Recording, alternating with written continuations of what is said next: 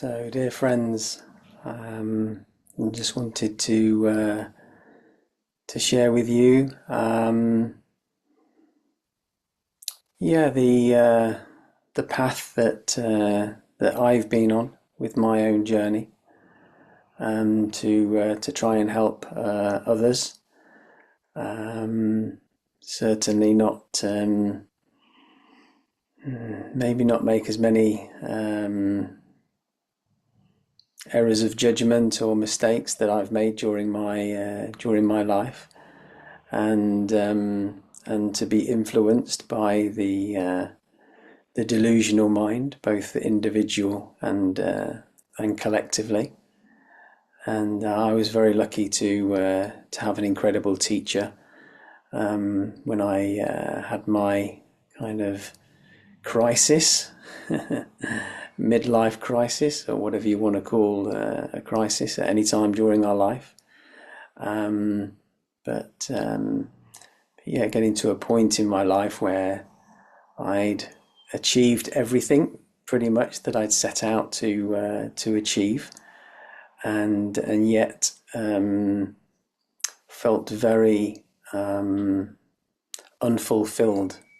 I felt very empty, very alone, very restless, and felt there was something missing in my life, even though I had pretty much got everything that I wanted to in life, material possessions particularly, and I could pretty much have anything that I wanted as well.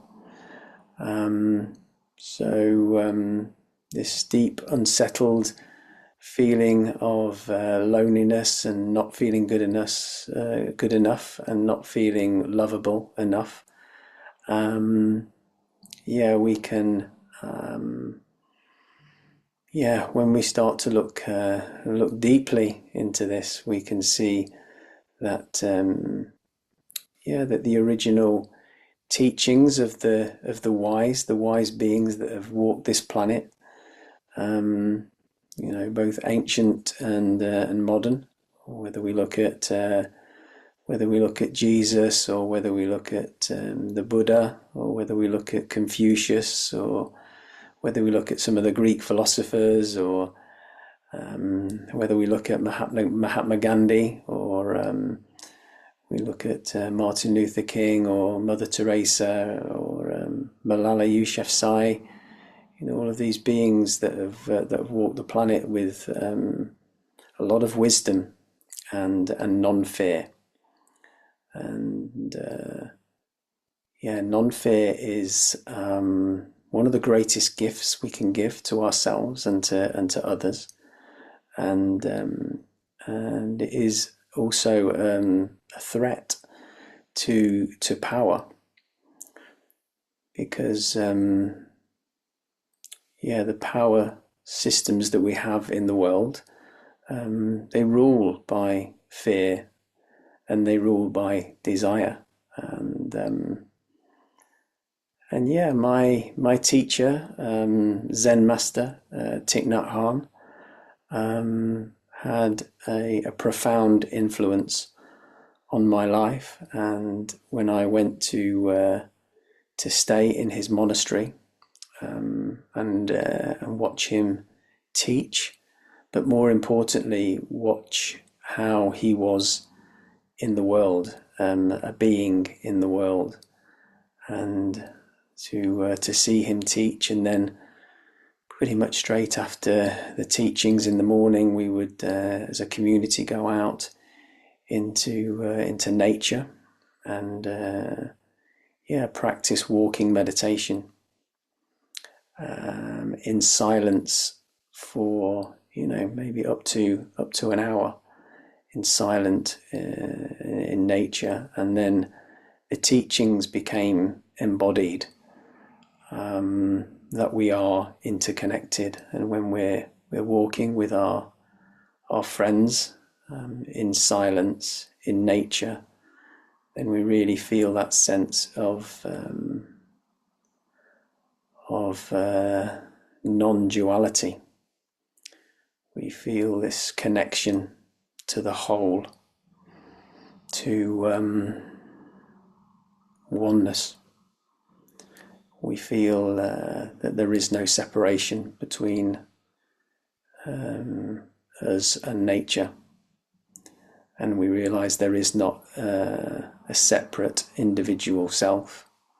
We're made up of all non-us elements, and when we get to this level of understanding, when we start to delve deeper and look deeper, through our practice of mindful walking and mindful sitting and breathing and coming back to our body, our feelings, our perceptions, our mental formation, and our individual and collective consciousness, we can see that we are truly interconnected. And yeah, the Buddha, for example, could see this when he went through his great awakening, and that's all that Buddha means, an awakened being. So let's not get caught in a human being and elevate them to a status other than that, a human being that was awake. And in Zen, it's quite strong, that we even say that if we meet the Buddha, if we have a notion, if we have a delusion that we meet the Buddha, then we should kill the Buddha, because the awakening is within us all. The way out is in, and all of the greatest spiritual teachers have pretty much said the same thing.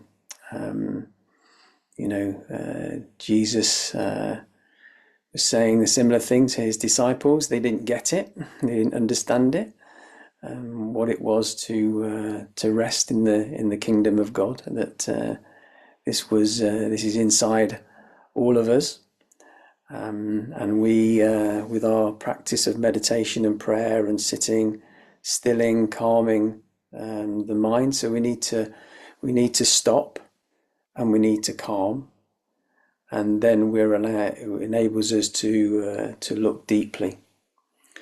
And when we can do this, then clarity, insight comes. So what I wanted to share today is just the overview of this incredible concrete path to our own awakening. And we're all completely capable of this great awakening, to bring peace and contentment and joy and happiness and equanimity and trust and respect and love and kindness, all these beautiful essences that can bring peace to ourselves and peace to the world. And if we look to explore this incredibly beautiful path, we can have all of these conditions right here, right now. This is not in the future. This is here. This is now. The present moment is the moment where we can be in right now, and we can choose most of the time what we bring into our senses, into our consciousness. We have a choice. And where do we want to put our attention at this very moment? Because this moment then will become the past and will become the future. And it is all in that one place. Again, there is no separation, there is no dualism within this. And in neuroscience, they talk about creating new neural pathways. So, just wanted to look at pretty much the three things that make us who we are, and that is all of our ancestral genes and the DNA that is passed through us, and this can go through many millennia. And we could be the first ones to be stopping, calming, and looking deeply and trying to change some of these habit energies that we have from our ancestors that are unwholesome for us. And of course, we have many habit energies from our ancestors that are beautiful and wholesome and really bring us a lot of joy. In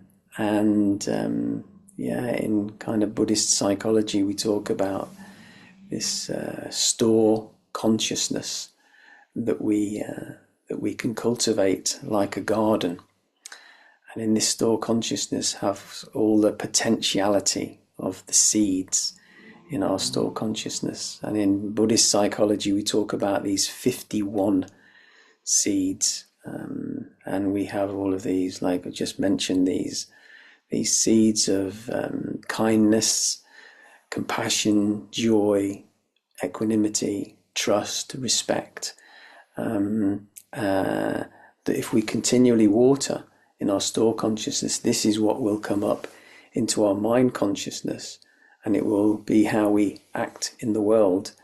It will start to change the way we think, will appear in our speech, and then in our bodily actions in our everyday life, giving much more nourishment to ourselves and everyone around us, our loved ones, our family, our community, even to Mother Earth. So very, very powerful and profound practice of mindfulness and meditation.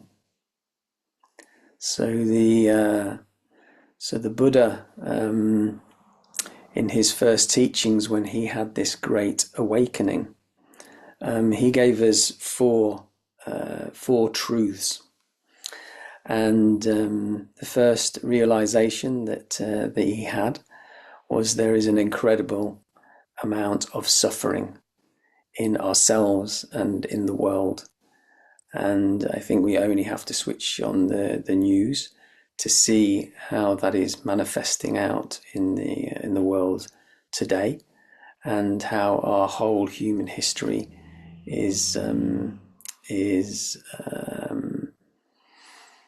shows us that how much suffering we have in our individual collectiveness and our collective consciousness. So, and many wise spiritual teachers have said the only way, we're probably going to survive as a species is to change the way we think, to look in a different direction to the way that we're looking individually and collectively. And the way we can do this is by really looking deeply into our suffering, because we want to run away. We want to run away from our suffering, and we want to cover our suffering up. And this is certainly what I did in my life, continually run away and continually cover up from my suffering, from my difficult childhood, from not feeling good enough, from not feeling lovable enough, which sent me on an entrepreneurial path in the end, continually covering up, continually not feeling safe, continually wanting to be in control of everything that I kind of could be, and realizing that was completely delusional. And so that is the second step that the Buddha gave to us. So there is a path to suffering. So once we realize our own suffering, and And this is why we need a community around us to practice with, because it can be a very difficult path. When we start to practice and we start to meditate, and we start to come back to our, for example, our breath and our breathing, and be conscious with our breathing as much as we can throughout the day, for example. And we do our formal practices like sitting meditation and walking meditation. Once the mind starts to settle and we start to look deeply, then this can uncover the things that we have been running away from or covering up. So it can bring us a lot of difficulty. So we may need some help. We may need some help from our community, and we may even need some professional help, like modalities of psychotherapy, for example. And I went on this path as well of this path of healing, to be able to take care of these difficult feelings and these mind states that I'd got, and a lot of them were wrong perceptions. So this path to suffering, we can look really deeply into and see what we've been running away from and what we've been covering up. And this comes from our genes. We can quite clearly see, like I say, all the wholesome seeds that are given to us by our ancestors, and some of the unwholesome seeds that are passed down to us from our ancestors. Particularly, maybe we can see clearly from our parents or our grandparents, and we have a choice to habitually just react in a way that is in a habit energy from our ancestors, or we can stop, calm, breathe, and respond in a different way to these habit energies. And this is the start of the path of awakening. It's the start of creating a new neural pathway to respond in a different way. That can be a new habit energy, and then we can pass that on. We can have this ripple effect for ourselves, for our loved ones, our community, for our family, for maybe our children, even our grandchildren. So we can stop this continual passing on of unwholesome habit energies by stopping, calming, looking deeply, by looking at our own suffering. So then the third truth that the Buddha gave to us, that well-being is possible, and this well-being is possible through this really concrete pathway. So this well-being is possible through the path to well-being, and this path to well-being has 8 steps. And we can start in any of these steps, because what's beautiful, it's all interlinked, and I see it as a positive feedback loop. So my teacher, for example, Thích and used to start on one of the steps of mindfulness, and really start to say that we can cultivate this energy of mindfulness, bringing a lot of peace and a lot of joy and compassion and understanding and equanimity, trust, respect, all of these essences that we've just mentioned in our that we want to water in our store consciousness. And we can do that through really solid formal practices.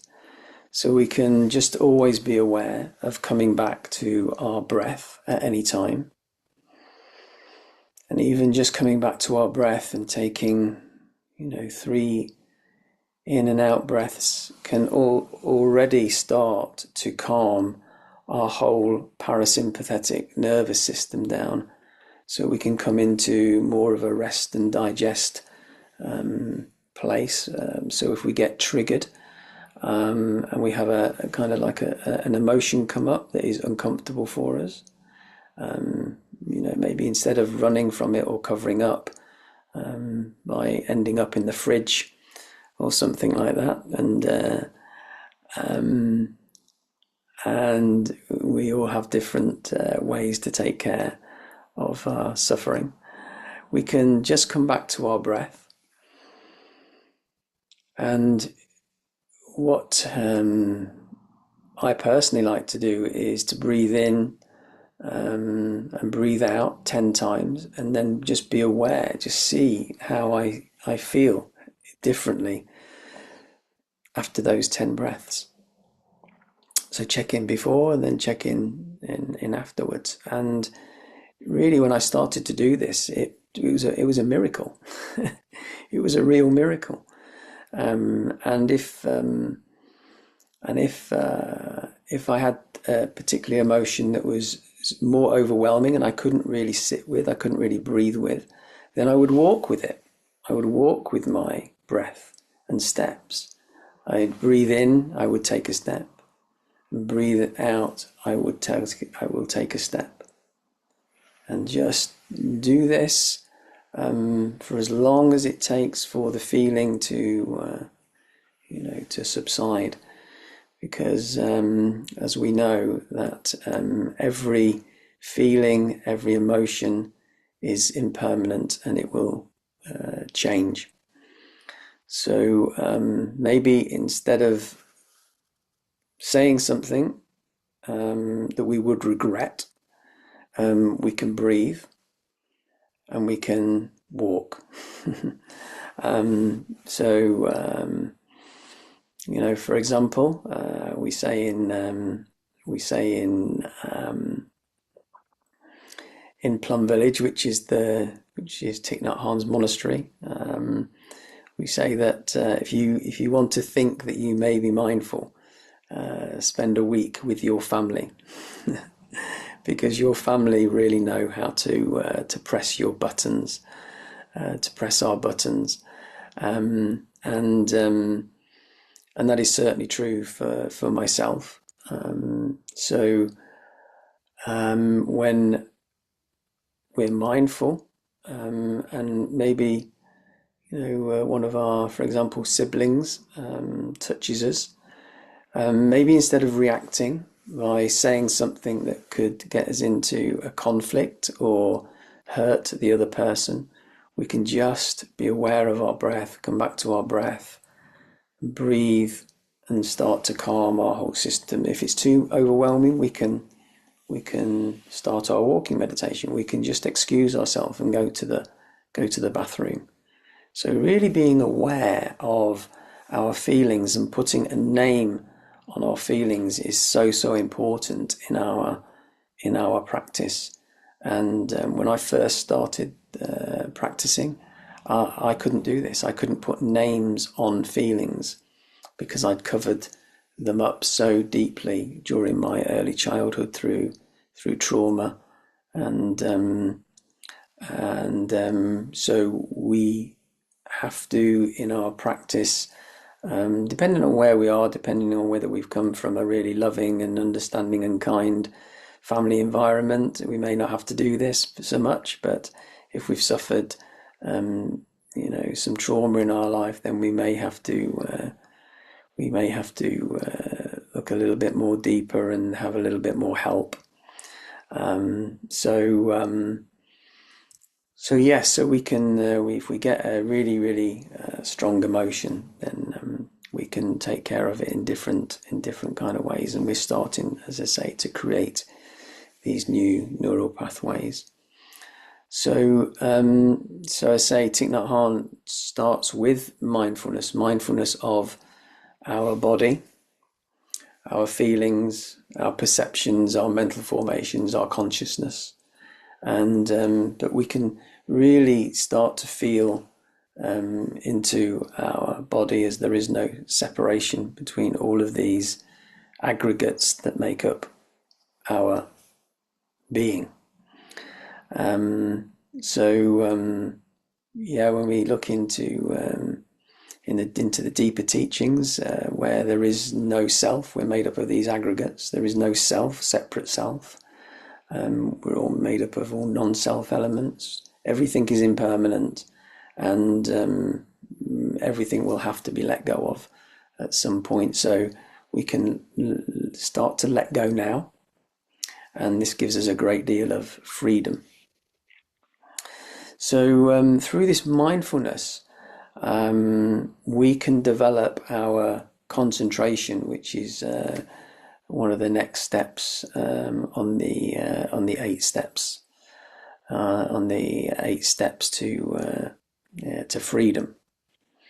So to develop our concentration is extremely beneficial for us for our meditation. And again, it was extremely difficult for me because I'm neurodiverse. I have neurodiversity. So I have some wonderful gifts of dyslexia and ADHD as well. So I couldn't sit on a cushion for more than 5 minutes. It seemed like thousands of thoughts went through my mind within 5 minutes. So I was very, very restless. And that was, again, a real insight to see how restless I was, and that I was being controlled by my mind completely. And hence I was making so many bad choices in my life that were creating me a lot of difficulties. So to be able to enhance concentration levels through being coming back to the breath and being aware of the breath over the years, this has developed that I can concentrate for extremely long periods of time now. And even if our mind is naturally very active, which is fine, we can choose the direction of where we focus our mind and our attention onto things that are unwholesome. Like I could focus quite well on alcohol. I could be very mindful with a pint of Guinness, for example. But this became a dependency for me. So when we decide to move our attention onto something more wholesome, so for example, we can go for a walk in nature. This can be really connecting and helping us to become one with the true nature of the cosmos, the true nature of reality.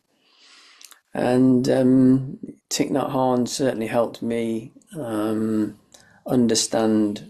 I had a near-death experience when I was 10 years of age, and Thich Nhat Hanh, through this practice, helped me touch back into that connection to the oneness that I experienced during this near-death experience.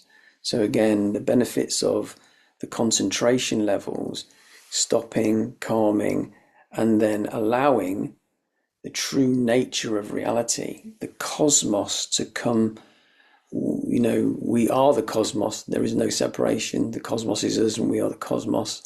We are, science tells us, quantum physics tells us, that astrophysics tells us that we are just made up of stardust. The elements within us are from the Big Bang, for example. So we have the science to validate all of this ancient wisdom that has been passed down for millennia. And we know that we look deeply into a cellular level, then most of our being is empty space. And when we go to a particle level, kind of subatomic particle level, then science has found that the energy and the matter are continually manifesting and changing. So a wave and a particle continually changing. And the scientists had to come up with a word for this, and they called it a wavicle, because sometimes it appeared as a particle and sometimes it appeared as a wave. So I say, when we look deeply, science is telling us that we are connected to oneness, and we can access this through our mindfulness and meditation practice, looking deeply into our store consciousness, our subconscious that rests on the cosmos. And then there's many layers to our consciousness and our mind, many layers, and there is infinite possibilities for us to go deeper and deeper. As I say, cultivating non-fear, which is the greatest gift we can give to ourselves, to our family, to the world. And then we realize that there is no discrimination. So how can we discriminate against others when we realize we are the others? There is no separation. There's no coming, no going, no after, no before, no birth, no death. When we really look deeply, it's just continuation. And so this concentration really helps us with our practice, which leads us to one of the third points of the 8 steps, which is the insight. So all of these insights that we're looking at, which we can see is the nature of interbeing, the nature of nothing is separate. We are all connected to one another, to animals, plants, minerals, to the cosmos. And it's a beautiful realization, because it gives us a lot of freedom and a lot of peace and a lot of joy, and really allowing us to be in the present moment, realizing this is a miracle of life. Every moment is a miracle of life. And so the fourth step that we can talk about is this is starting to change the way we are thinking in a more wholesome direction. No one is having to tell us anything. This is all coming from within through our practices of mindfulness and meditation. And so when we get these realizations and these insights, we're creating new neural pathways. We're starting to respond in a different, more wholesome way.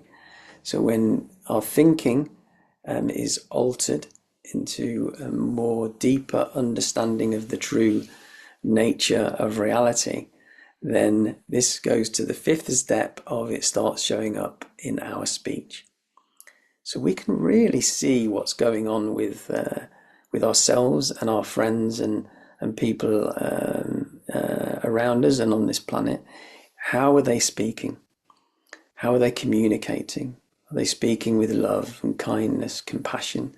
Or are they speaking from anger, fear, hatred, violence, dualism, othering? So we can see how someone's mind is behaving through their speech. And then when we realize that, that somebody may be thinking with all of these energies that we just mentioned, then maybe we can think, would we want to have a mind like this? And could this be? I know I can speak for myself. When my mind was so cluttered, and I had a wrong view about things, and was on a pathway of unwholesomeness. Even the businesses that I was in was actually creating a lot of destruction in the world when I started to look deeply.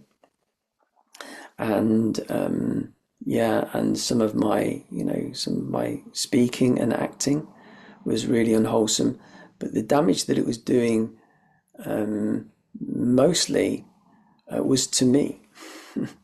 This is where the damage was occurring, and many philosophers have said in the past that for example, it's the container that is carrying the poison that does the most damage to. So it is. There's many examples of this. So we can then see that our speech starts to then become our actions, our bodily actions. So this is the sixth point, the sixth step, that how do we want to show up in the world with our actions of our bodily actions. So how do we want to interact, for example, with others? How do we want to interact with our partner, with from maybe our children, maybe our parents, maybe our friends, maybe our family, maybe the wider society? How do we want to act and show up? Do we want to volunteer, for example, or give our time to friends and neighbors? Jesus said, for example, I give you a new commandment of love thy neighbor as thyself. Do we really do that? Do we even know our neighbors? Do we even know our neighborhood? Or are we so busy with our everyday lives, with our doom scrolling, with our surfing, with our work, with our some of our maybe our unwholesome behaviors, which I had many of, and I didn't really have time for anyone else. So I was quite selfish because I was scared. I was trying to take care of all of the difficulties and the suffering and the demons that I had from not feeling, like I say, from feeling loved or understood, or even cared for. So I could quite see my mind stepped in to protect the little boy, and particularly from emotions. So I could be quite emotionless at times. And through this practice and through some different modalities of therapy as well, really started to reawaken. We can reawaken our senses, our body, our feelings, and start to live maybe how we would really want to live on this planet. So reawaken. So instead of covering them all up or running away from our feelings, we can really connect to them and reawaken to be more loving and connected. This is the path, and then the next the next step is the seventh step, which is we can start to find maybe a livelihood, or like say volunteering, that starts to really give us nourishment. So true happiness is generosity, and when we give, we can get so much more in return. When we give, we get so much more back, but this can show up in our livelihood. So the vocation, the volition that we decide to take in our life can be there to help others. And or to help animals, plants, minerals, society, the earth, whatever we decide to where to focus our energy, taking care of our neighbours, for example. And then the eighth step is this diligence that comes from all of these beautiful steps. The diligence that we actually want to practice more and more and more because we're loving the practice so much. So this is where it becomes this incredibly beautiful, for me anyway, positive feedback loop, because I want to practice more because I'm seeing the benefits that I'm getting for myself and others. I want to practice more and more and more. So I want to practice more mindfulness. So then I want to bring even more mindful practices into my everyday life. You know, I want to wake up in the morning with a gatha or a poem that starts my mindful engine going. I want to drink tea mindfully in the morning. I want to sit and ideally sit with my community and feel that connection. I want to have a wholesome, nutritious breakfast and maybe prepare that, you know, for myself. And this is what gets me going on my mindful practice every day. And then I want to ensure that I make time for a mindful walk in nature. I want to try and make sure that I have time for a deep relaxation after lunch. For example, when I get the opportunity to do a body scan, and I do that, for example, off the Plum Village app, where some of the incredible monastics and other people give us these gifts of even singing to us when they're doing the deep relaxation. Really a deep heal for our nervous system. And then I want to help in the community that I live in, and serve in so many different ways. And and then wherever I focus my attention on, wherever we focus our attention on, checking into ourselves, saying, is this really wholesome for me? So even if I watch a documentary, or a program or something, maybe on YouTube or whatever, I really check in to see if this is going to be wholesome for me, and if it's like on a need to know basis. And just be really careful about, for example, the news intake. It's very important for us to be engaged in the world and apply these teachings into the world and these practices, but not to get overwhelmed. So to be able to take all this information in. So when I was in business, when I first used to wake up in the morning, Bloomberg used to be on. I needed to know what was going on in the world, and I'd eat breakfast as I was watching Bloomberg, and even when I was on the way into the office in my car, for example, I may have an audio book on the go at the time of how to be a even better business guy, how to make more money, for example. It was all delusional. It was things that I was going to have to let go of at some stage, and was never going to bring me happiness, really. So I look back and smile at my old self, and very unmindful, very restless, but seen as being successful in the everyday world. So yeah, this beautiful positive feedback loop that we're on, that we want to do maybe more mindfulness, and which will enhance our concentration, which will enable us to have greater, deeper insights, creating new, incredibly beautiful neural pathways, helping with our speech, actions, our livelihood, with our diligence. So this is that beautiful positive feedback loop that we can go on. And then finally,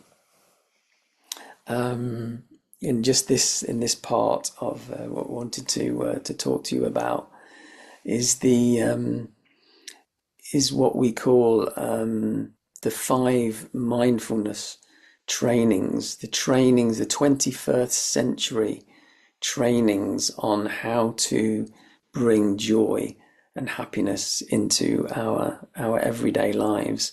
So a real kind of pathway within a pathway. So to look deeply into these 5 elements, to look deeply into reverence for life, to see how we are showing up in the world and protecting life on this planet, for example. Again, animals, plants, minerals, because we are all connected. We inter-are with all of this. So if we do damage to our planet, we are doing damage to ourselves. The second step is looking at true happiness. What is true happiness? And I've touched on already, true happiness is generosity.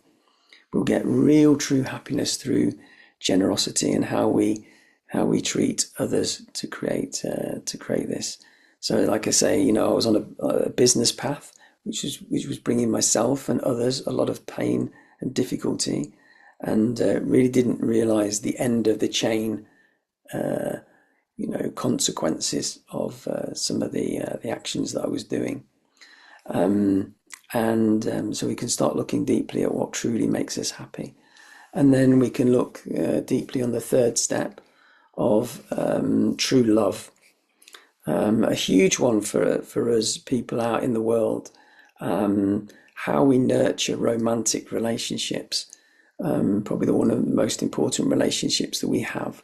Are we doing this with kindness, compassion, joy, equanimity, trust, respect? We can check in with these 6 elements within love. For example, does this relationship bring me kindness and love? Does it bring me compassion? Is there compassion in this relationship? More so than not so. And then, do we have a lot of joy? And when we look into these elements, we can kind of check in, and then we can start to begin anew with our partner. For example, to say what is bringing us nourishment, what is bringing us happiness. What is touching us deeply that hurts us. We can be skillful, which leads me on to the fourth the fourth element of these 5 beautiful Zen trainings for true happiness in life, and that is loving speech and deep listening. So when we have loving speech and deep listening in our life, firstly to ourselves, how do we listen and speak to ourselves? This is a very nourishing, healing part of this journey. And then how we speak and listen to others, and to do this with real kindness again and compassion. And then the 5th part of this, and these are the 5 mindfulness trainings, is nourishment and healing. So again, what do we want to take into our senses, into our environment, to nourish us? So we mentioned, do we want to be doom scrolling? Do we want to be surfing the net? Do we want to be watching the news, more than is healthy for us? Do we want to engage in certain relationships? Do we want to go into certain environments that is not not giving us nourishment and healing? What relationships are we developing? Do we have wise people in our lives that we can get counsel from? All of these essences, but again, really looking deeply on how we maybe want to show up in the world. What are we putting into our body? What food are we putting into our body, for example? Looking deeply at that. So, again, we can look at different elements of that. Nourishment from edible foods, sense impressions, what we're taking into our senses, our volition, what is our aspiration in life, and how we're nourishing our consciousness, our whole consciousness. So these were a lifesaver for me when I came across these, maybe 20 odd years ago. And then we can even receive these in a ceremony, these kind of trainings, which is a huge energy transfer. It's like a baptism, huge energy transfer of awakening, just to be aware of these trainings. And then if we wish to, we can go on a further on this path. You notice I'm wearing this brown jacket, which means that I'm ordained in this tradition of Zen Master Thich Nhat Hanh. And then I've received 14 mindfulness trainings to help deepen my own practice, and to serve and to share these teachings with humility and love and kindness and compassion as much as I can. So this is the beautiful path that we can go on, and then the wisdom, the teachings, the insights that we get will take us deeper and deeper. So there is never a destination. This is a path. There is no destination. All of these practices are a finger pointing to the moon. This is not the moon. So my teacher said that even the Buddha would have still needed to practice, and we know, if we read the Gospels, for example, Jesus was always going off to pray. And Desmond Tutu always used to make me smile. He used to say, I pray, I meditate for an hour a day, unless I'm really busy, and then I pray for 2. And this seems counterintuitive, but I can only say for myself, this is true for myself. So dear friends, I hope you've enjoyed this first look into the real pathway of peace, tranquility, ease, happiness, joy, all of these essences that are in our store consciousness that we can continually water, and then we show up in the world with this. Take care, my dear friends.